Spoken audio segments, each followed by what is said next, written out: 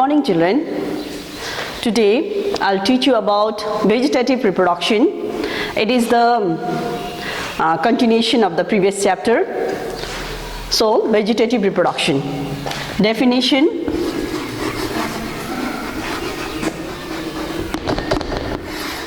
What is vegetative reproduction? It is the reproduction in which the daughter plants are produced from vegetative parts of the plant. That is called vegetative reproduction. And vegetative reproduction is also known as vegetative propagation or vegetative multiplication, and is basically a simple type of asexual reproduction. Like in bryophyta, vascular plants, like pteridophytes, gymnosperm and angiosperm, a portion may detached from mother plant, and that detached portion undergoes suitable condition and will develop into the new plant. Now, vegetative reproduction is two types. One is natural vegetative reproduction, and another is artificial vegetative reproduction.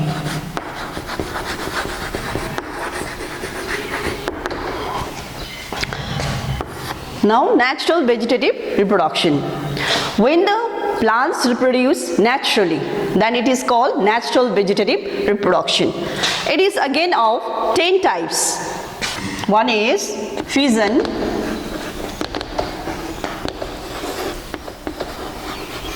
budding,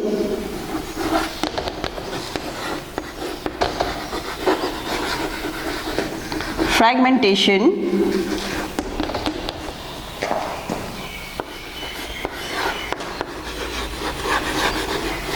bulbils,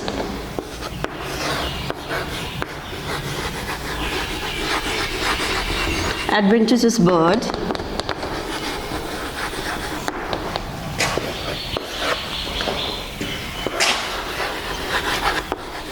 leaf tip,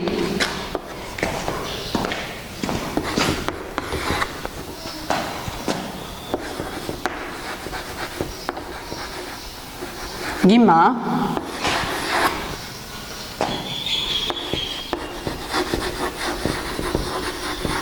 tuberous root,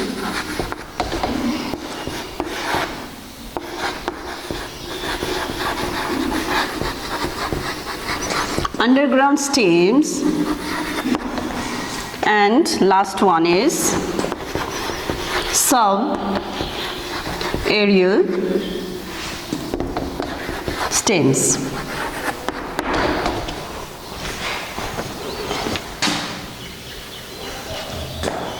Now, fission. Now, these three I have already mentioned in the previous class. So, I'll tell you in short. Fission is when the unicellular plants reproduce simply by cell division. Then it is two types, binary fission and multiple fission. And budding is when the unicellular plants produce one or more buds, it's like outgrowth from any portion of the body surface, then it is called budding. Fragmentation, it is the process of breakdown of multicellular plant body into the number of the portion, that is called fragmentation. And bulbils,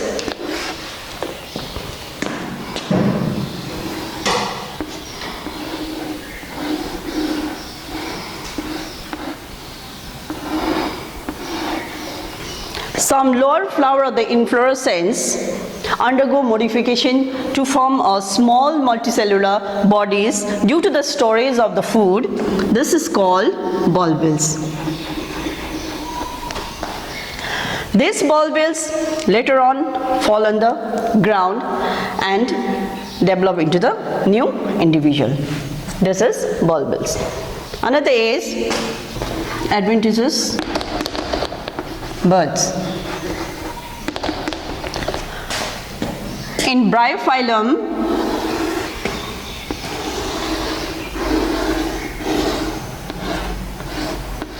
a series of adventitious birds are developed.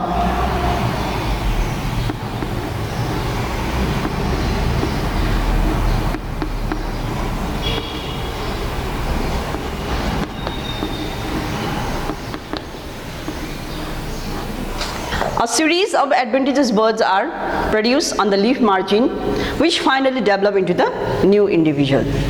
Another is leaf tips. Like in some walking ferns, like walking ferns,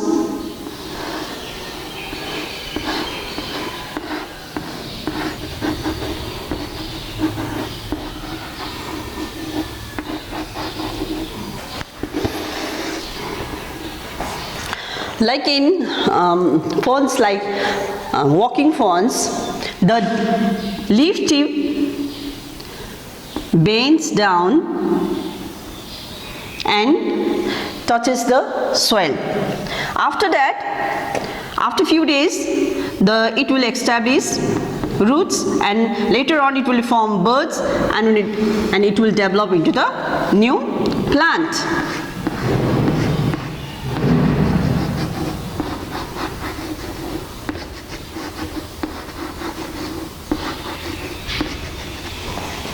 And now another is Gima. In some liverworts like Mercantia, a specialized structure are produced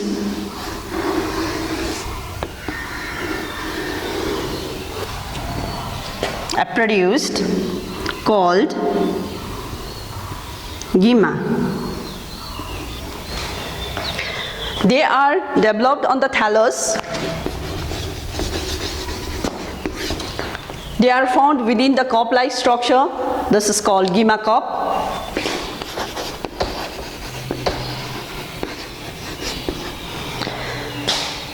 And later on, this Gima will be detached from the mother plant, and it will develop into the new plant.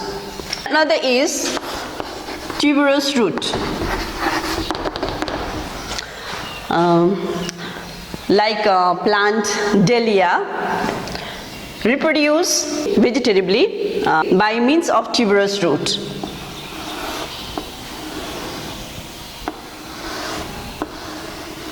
Tuberous root will be like this.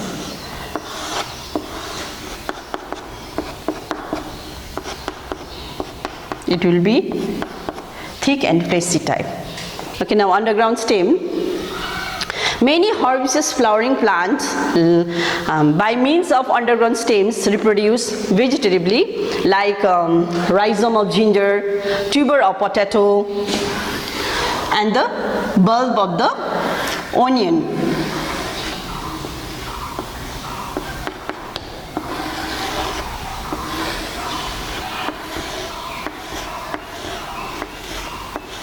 They produce buds on them.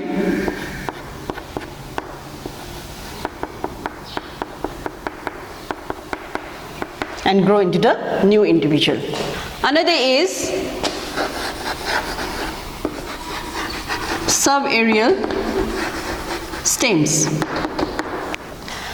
Subaerial stems of some plants grow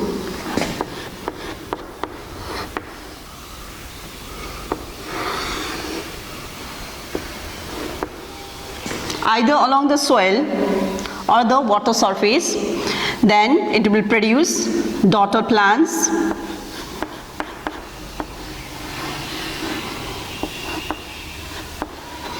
Then it will be detached from the mother plant and develop into the new individual.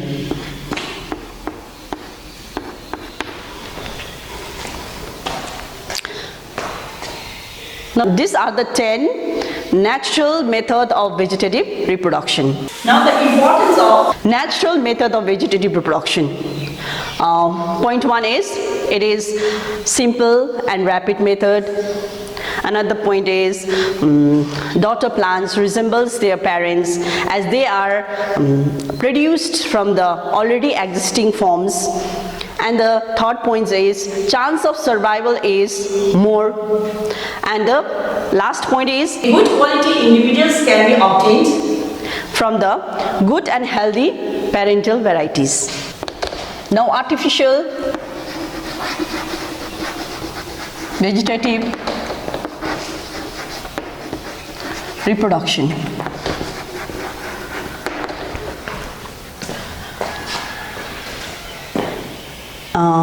It is a type of reproduction which involves human intervention. Okay? Now it is again of 4 types. One is cutting, grafting, third one is layering, and fourth one is gutty or air layering. Now cutting. Okay, it is one of the most common method adopted by the men. During this process,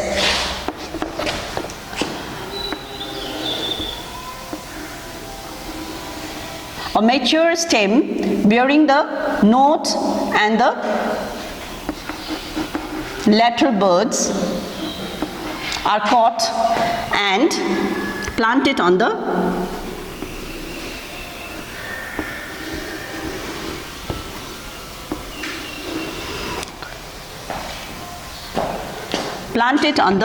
moist soil.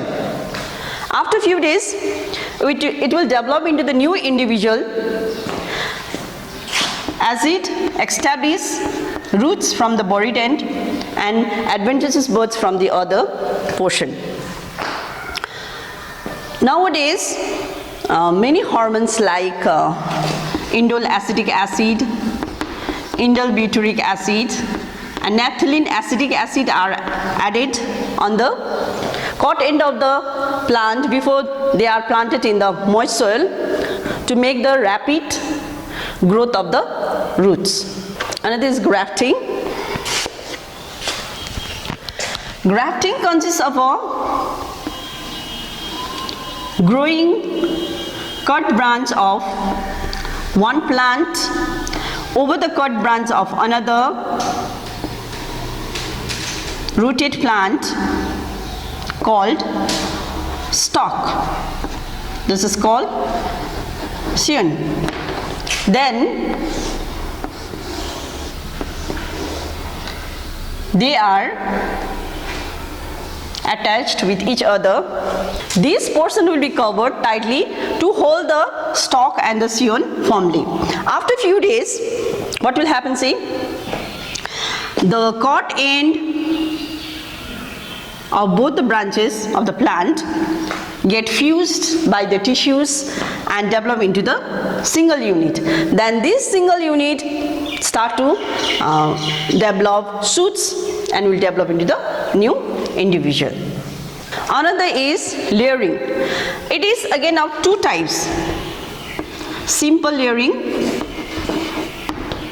and mound layering. Simple layering and layering is the same type, like the lower branch of the plant will be bent down and keep below the soil in such a way that its upper portion remain outside the soil.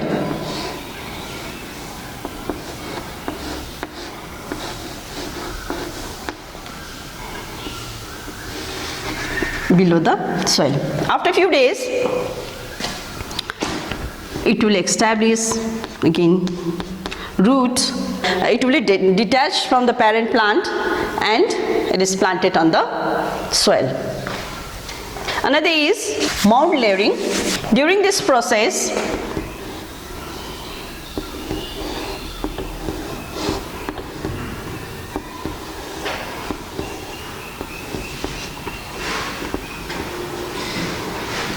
In this case, first the plant is pruned back so that it develops a new shoot near the ground. Then this portion will be covered with the soil. Then after a few days, the newly developed shoots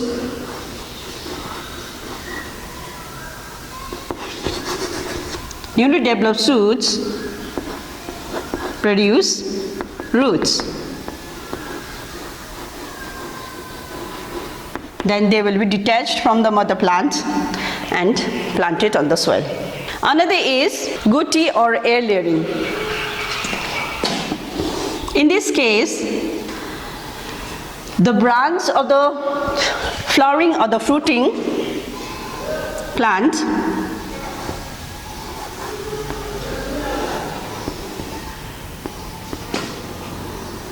will injured carefully by the girdling, and this portion will be covered with the cow dung and manured clay soil.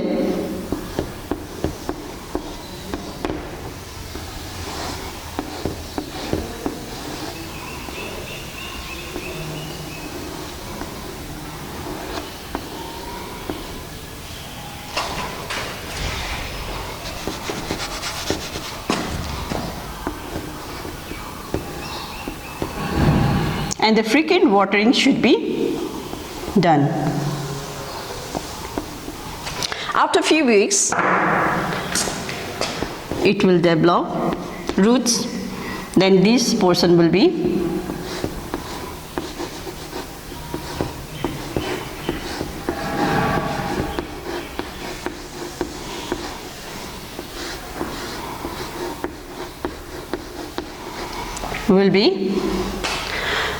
cut off from the parent plant and it is planted on the soil. Now the importance of artificial vegetative reproduction. This method is important because this method helps to improve the quality and the quantity of the plants. Now I'll go to chapter 2, that is sexual reproduction. When the male gametes and female gametes fuse and produce a zygote, that is new individual, then it is called sexual reproduction. It is two types.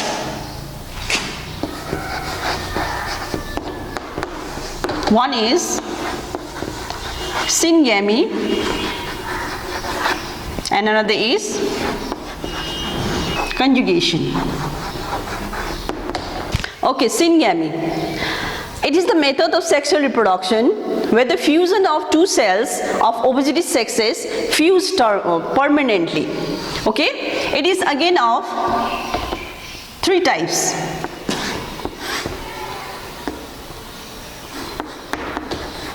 Isogamy, anisogamy, and ogamy.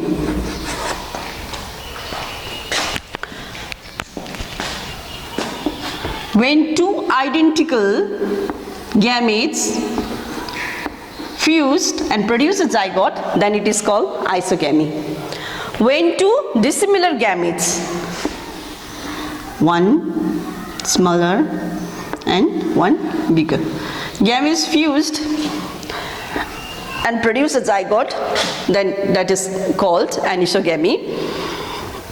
And ogamy, when one small flagellate and motile gametes fused with a big non-flagellate and non-motile gametes and produce a zygote, that time it is called ogamy. Another is Conjugation.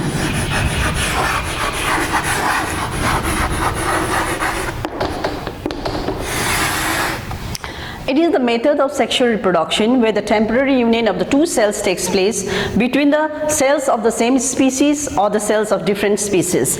So, during this process,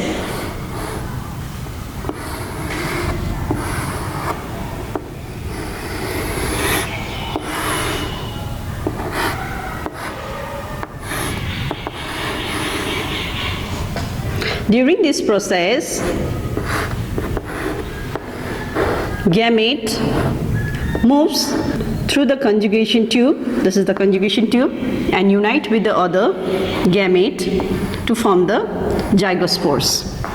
And this conjugation is commonly in mucor, etc. Now another topic, that is flower structure. Okay.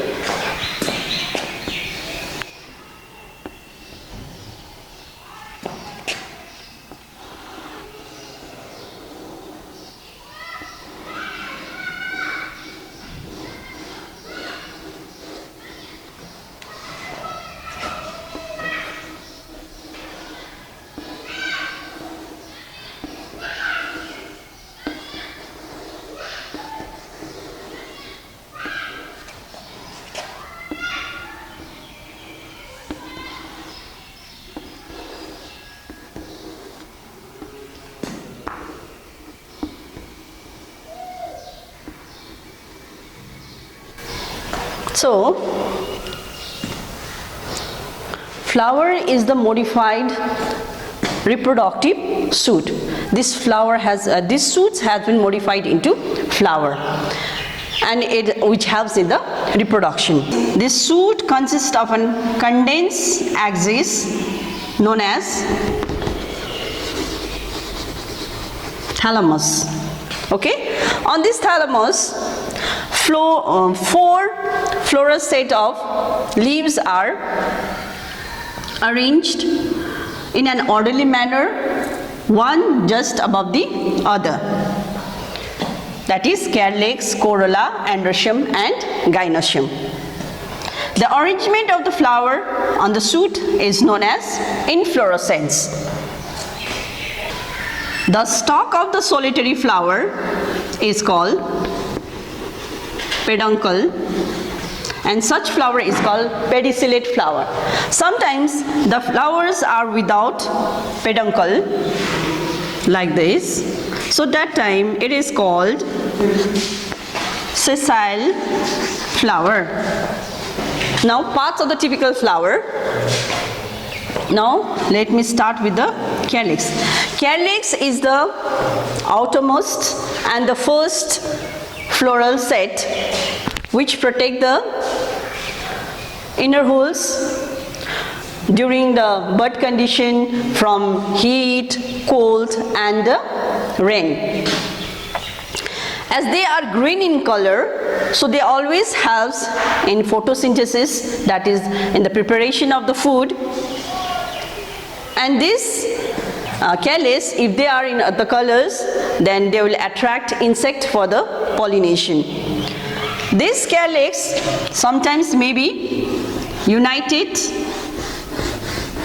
or they may be free. If these calyx are united, then it is called gamosepalous. If they are free, then it is called polysepalous. As the individual part of the calyx is called sepal. Okay. Now corolla. It is the second hole of the flower, and it lies just above the corolla, consisting of several colored. Due to its brightly colored, it attracts insect for the pollination, and individual part of the corolla is called petal.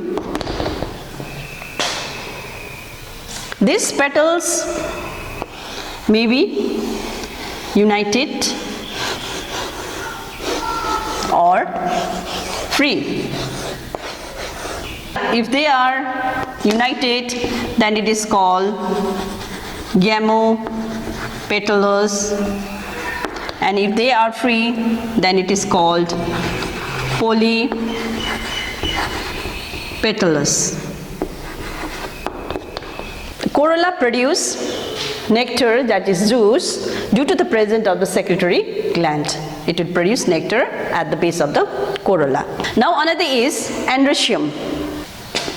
Androecium is the third floral set, and it is the male reproductive organs known as androecium. This part or stamen is can call stamen. This upper part is called anther, and this is called filament, and this anther bears pollen grains which helps in reproduction. Now fourth floral set is gynoecium.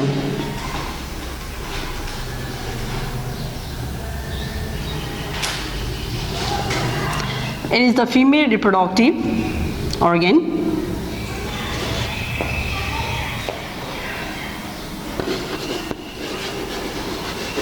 Gynoecium. The upper part is called stigma. The middle part is called style, and the lower swollen base is called ovary. Inside the ovary, it contains different chambers. Inside the chambers, it bears ovules.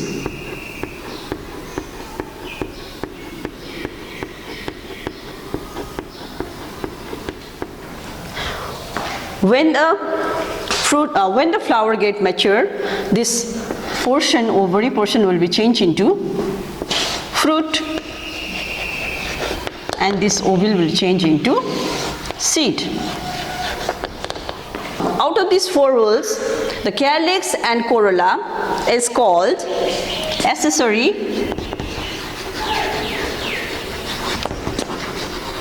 rules because they are not essential for the reproduction, whereas this androecium and gynoecium are called essential rules because they are very essential for the reproduction. Okay, this much for today. Thank you.